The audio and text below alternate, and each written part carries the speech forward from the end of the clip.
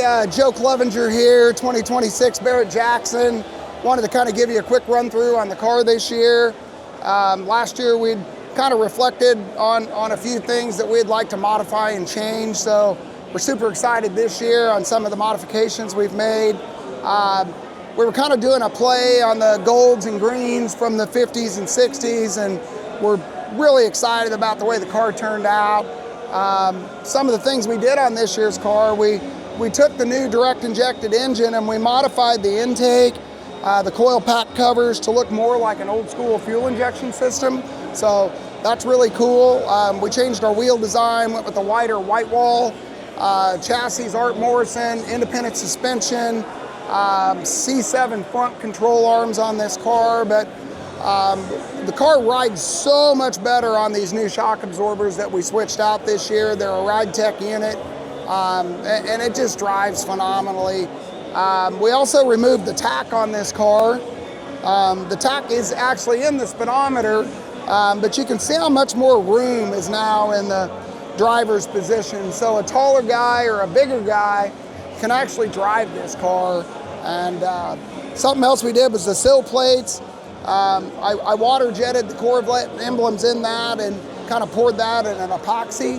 So Art Morrison has always been a advocate of the strain shocks.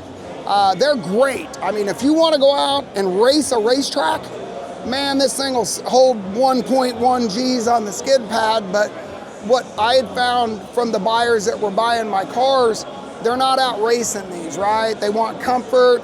And so I did some research. I got with Matt over at Art Morrison, and he suggested that if I wanted a softer ride, that maybe I should go back to these RideTechs. So they're just a phenomenal performing shock as far as good ride quality. They still handle well, and there's actually 3 different adjustments on them. So currently I've got it set in the middle, but you could firm it up a little more with an adjustment on the shock. But the way they're set up now, for me, perfect. I did a drawing of the wheel and I sent it to a guy, is a Curtis Speed. So Mike Curtis has done my wheels for years and years and years, and this was something that I felt like could have been on a Corvette. And so we made these a little more blingy. We still use the 2-bar knockoffs on the wheels, so that still screams Corvette with the Corvette flags etched into the knockoffs. It makes for a real cool look. This color was a bear, so we worked, I probably did 10, 15, 20 spray outs, held up against the leather that we had chose.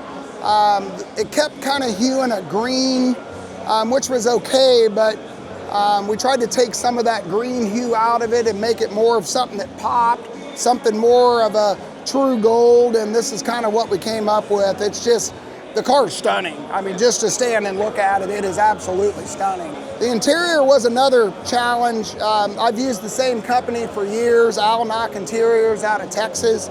I work real closely with Melanie down there, and I did the interior design, literally sketched it all out on a piece of paper, sent it to them, and we were back and forth a few times trying to tweak the whole process, but it turned out cool. I mean, this just screams class.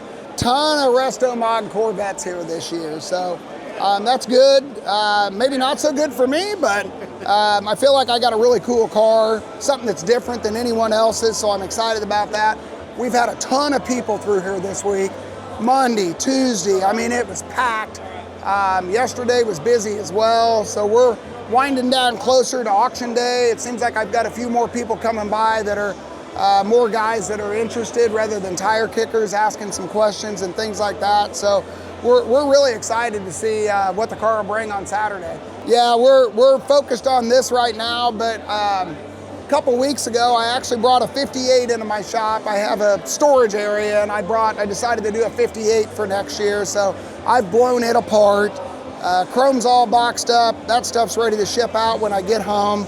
Haven't really decided on any color choices or interior options or anything like that yet, but it'll come to me. I like to reflect on the auction when we get back, kind of see what was popular, kind of think about what might be trending in the future, and so we try to stay up on that and make our color choices and after we get back and kind of reflect on this year's auction. whenever I build one of these cars, in fact, I've got a saying up on my whiteboard. It's literally written on the whiteboard in my shop. If it couldn't have went on a 1960 Corvette, don't do it. So that's kind of, I always think to myself, man, if Corvette didn't do that in 1960, I don't want to do it. I don't want to put TV screens in there, and you know, I want to keep the originality of the car. But it's a good question on the future. I've really thought about this a lot. I don't know the answer, but I did have a guy the other day said, hey Joe, would you be willing to do a carbon fiber vet? I don't know how I feel about that, but I do feel that a lot of people are, you know, like the carbon fiber stuff, the younger generation. So I'm not sure where I'm going with this whole thing in the future, but that may be an option. You know, maybe incorporating some more carbon fiber in it, but that gets dicey, keeping the originality of the car and doing carbon fiber. So the answer is I don't know, but it's certainly something I think about a lot.